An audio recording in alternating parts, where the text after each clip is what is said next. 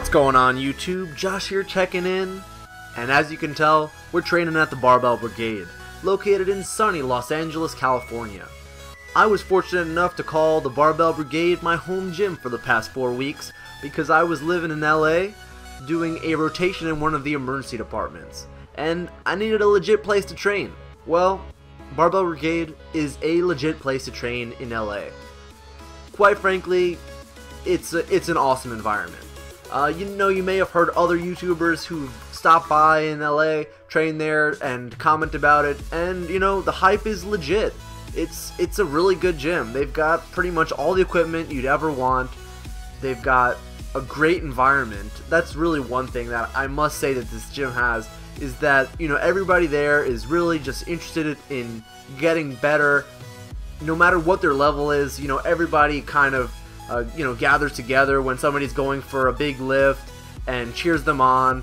And if you need somebody to give you a lift off, it's no big deal. If you're gonna share a rack or share the deadlift platform, again, no big deal. Everybody there is super nice. So overall, it's just a great environment. Basically, the only downside I'll say about Barbell Brigade is that the secret's out. Most of the other kind of more powerlifting geared sort of gyms that I've trained at have tended to be quite a bit smaller, and there's definitely a smaller group of folks that train there.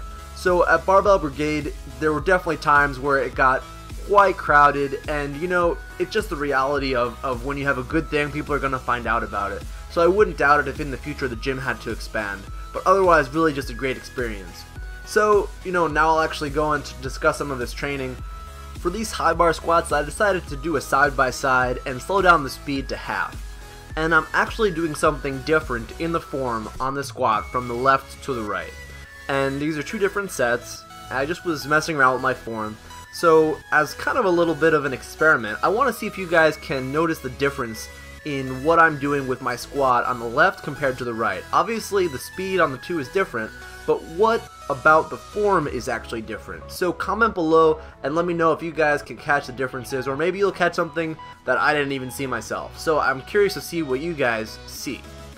Anyway, this is some core work over here. This exercise is known as the dead bug. Obviously this is sped up quite a bit, but basically, as you can see, you start on your back with your knees bent and your arms up, and you basically extend alternating legs and arms. Really, you do it nice and slow, much slower than that, and onto some upper body. So at my home gym in Miami, Florida, I train at a CrossFit gym, which means I don't have any dumbbells. So whenever I'm away or I have an opportunity to pick up some dumbbells, especially if I'm in the kind of off season, I don't have any competitions coming up, I definitely try and take advantage of that. Myself, I'm definitely a big fan of using dumbbells, particularly in the kind of like a base building cycle when you're not so close to a competition. I think they're a great tool for hypertrophy. I program them for my clients, and like I said, whenever I get a chance to use them myself, I definitely try and take advantage of that. So this stuff, there's not really too much to talk about with regard to this training, so I kind of wanted to just transition and talk a little bit about where my training's been and just some of my thoughts on training. So basically, after my last meet in the end of May, I kind of tweaked my back a little bit. I got pretty busy with school, and the training was kind of not that exciting anymore. It's a pretty common phenomenon after a meet. It's kind of like the post-meet lulls. When you're preparing for a competition in the 4 to 6 weeks prior to that competition, the lifts start getting heavy. You really start having to push yourself in the gym, start really challenging yourself, and it's exciting. You go in there and you're lifting heavy weights, and then it all culminates basically in this competition where your goal is to do the best you can. And then you finish the competition and you're kind of back to square one, so to speak. You're building your base, you're hitting volume, and it's just not sexy. It's just not as exciting as going in there and lifting heavy weights. And in my case, I happened to kind of tweak my lower back, so the weights were even lighter than they normally would be. And I wasn't really able to get into the gym quite as much as I would have liked, just basically because life was kind of getting in the way, so to speak. So during that time period, was my motivation to train down? Yeah, for sure it was. And you know what? That's just the reality of lifting. This is something that I think unfortunately doesn't really come across very well, partially because there's kind of a skewed perception in social media where, you're gonna basically be looking forward to going to the gym every single day. You know, you can't live if you don't go to the gym. And that's just BS. There are going to be some days where you're just not looking forward to it. There are going to be some times where it's weeks or months where you're just not that excited to be going to the gym. And you know what? That's the reality of it. The most important thing is that you recognize that you're in kind of a lull, that it's just a phase, that it'll pass, and you know you're going to go on to succeed. Because the last thing you want to do is when you're having these kind of periods where you're not really so motivated to train, the last thing you want to do is completely stop training. Because then you're going to set yourself back so far, and it's going to be so much harder to get back to where you're at. So sometimes it's not necessarily your motivation, and sometimes it has more to do with the circumstances surrounding your life.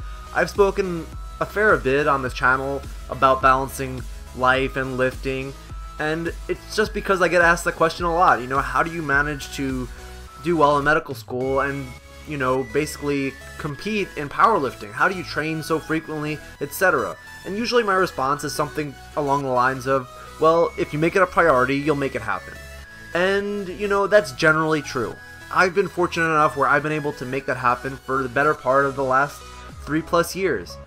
But sometimes, you know, you have to reevaluate the circumstances. You need to look at your other priorities. Because if lifting is your #1 priority, then I feel bad for you. It's just iron.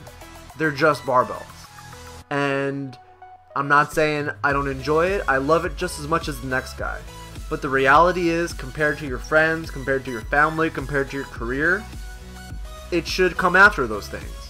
And, you know, finding that balance is definitely extremely challenging. But sometimes you need to put the weights on the back burner because there are just things that are more important than that.